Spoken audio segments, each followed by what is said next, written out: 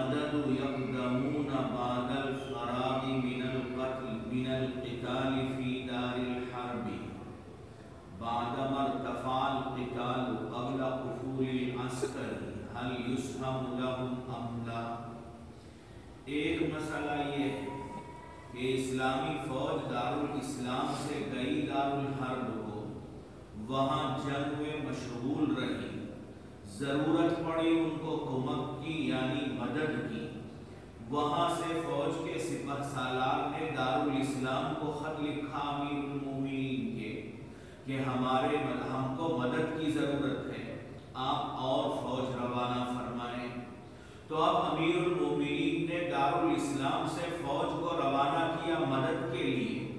اب وہ مددگار لشکر اور مدد کرنے والی فوج دارالحرب کو پہنچی ہے، اس حال میں کہ جنگ ختم ہو گئی۔ ہاں، دارالحرب میں ہی مسلمان فوج کا قیام ہے، لیکن جنگ ختم ہو گئی ہے، اب بھی مال غنیمت کا بٹوارا اس کا نہیں ہوا ہے۔ اب آنے والی مددگار فوج کو اس مال غنیمت میں سے حصہ ملے گا کہ نہیں ملے گا۔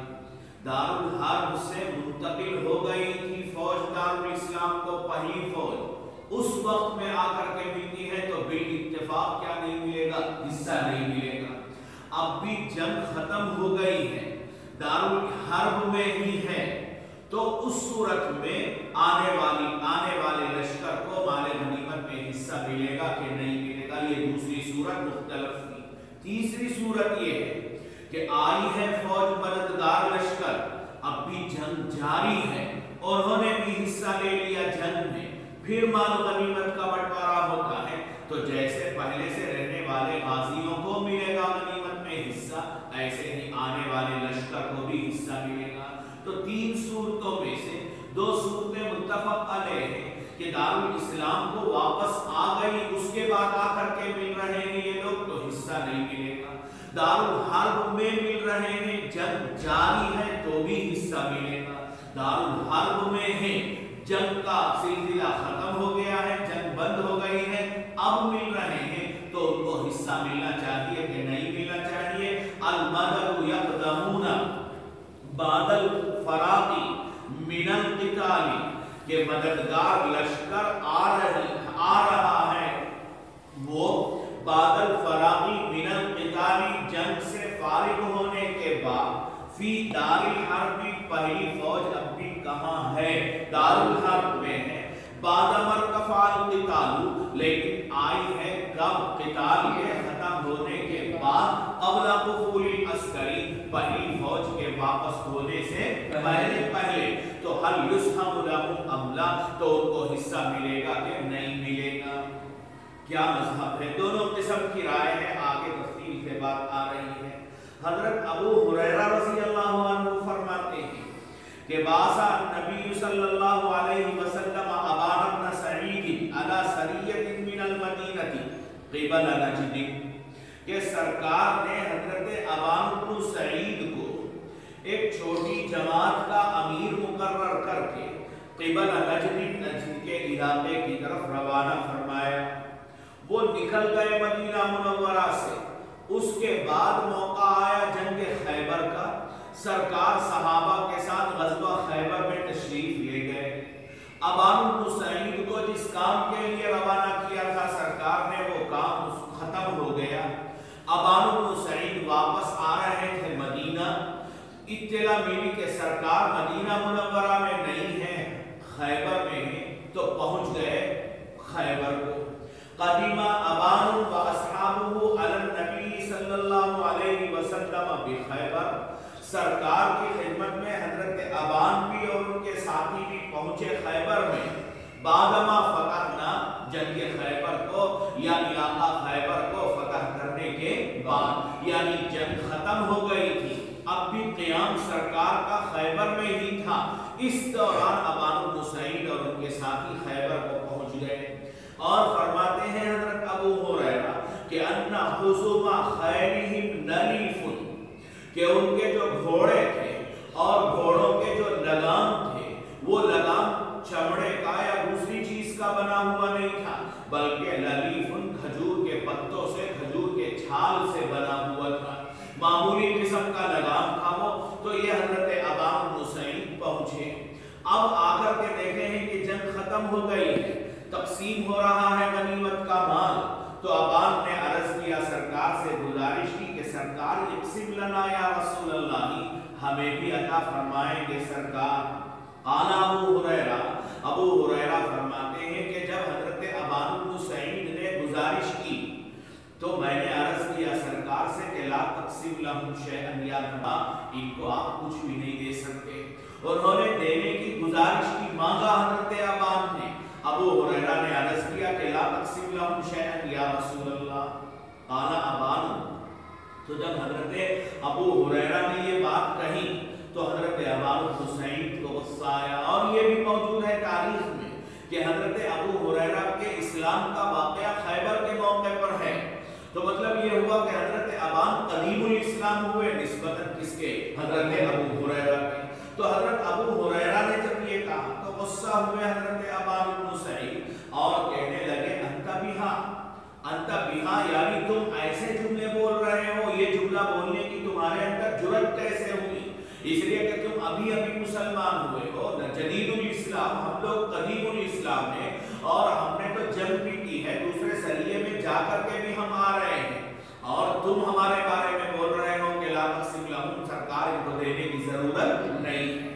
انت بہا، ایسا بول رہے ہو کیا تم؟ انت تکلم بهذه الکلمہ، یہ محذوف ہے یہاں کہ تم ایسا جملہ بول رہے ہو کیا؟ یا وبر، اے وبر ایک خاص قسم کا جانور جو بلی سے ذرا چھوٹا قد کا ہوتا ہے، خوبصورت آنکھوں والا، پہاڑوں پر رہتا ہے یہ جانور، اور اس کی دم نہیں ہوتی ہے، خاص قسم کا جانور، چھوٹا جانور بلی کے مقابلے میں۔ تو یہ جملہ اس زمانے میں بولا جاتا تھا مخاطب کی تحقیر کرنے کے لیے کہ تم اتنے چھوٹے ہو کر کے اتنی بڑی بات بول رہے ہو۔ تو یہ انت بہا یا وبر، تو گویا حضرت ابو ہریرہ کو برا بھلا کہا حضرت ابان بن سعید نے، اور یہ بھی کہا حضرت ابان نے کہ تحضر علینا من رأس ضال، کہ تم اتر کر کے آئے ہو ہمارے پاس من رأس ضال، ایک ایسے پہاڑ پر سے جو گمراہی کا پہاڑ ہے، من رأس ضال اے من جبل ضال، ایسے پہاڑ پر سے جو گمراہی کا ہے، یعنی مطلب ایک طرح کا عیب لگایا حضرت ابو ہریرہ پر، ایک طرح سے الزام اور ایک طرح کا گویا برا بھلا کہا حضرت ابو ہریرہ کو، سخت سست کہا حضرت ابان بن سعید نے۔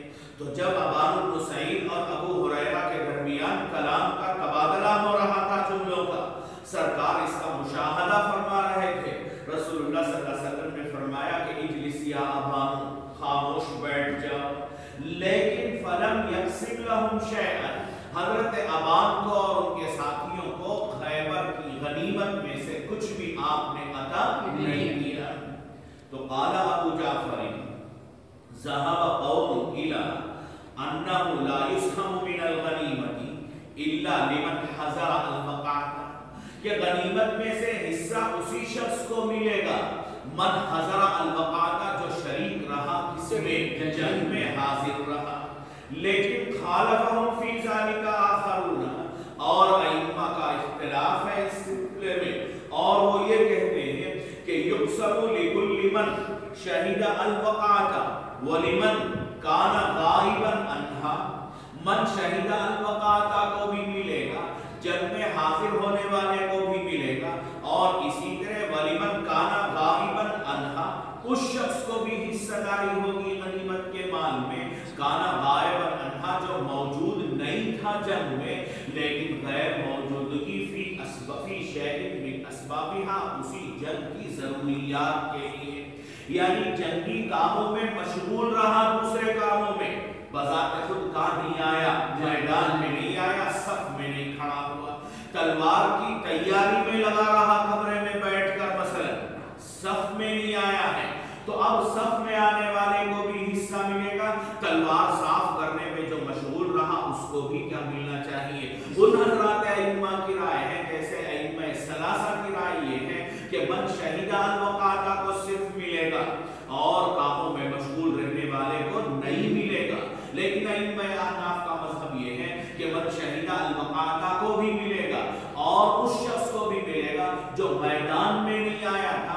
کسی دوسرے جنگی معاملے میں اپنے آپ کو مشغول رکھنے کی وجہ سے.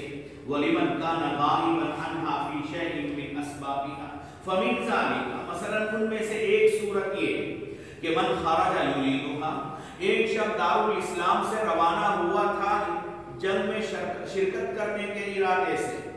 فَلَمْ يَلْحَقْ بِالْإِمَامِ حَتَّى ذَهَبَ الْقِتَالُ، اب اتنا لمبا سفر طے کر کے پہنچتا ہے دارالحرب کو، امام سے یعنی سپہ سالار سے ملاقات ہوتی ہے اس کی، لیکن ذهب القتال، ختم جنگ ہو گئی.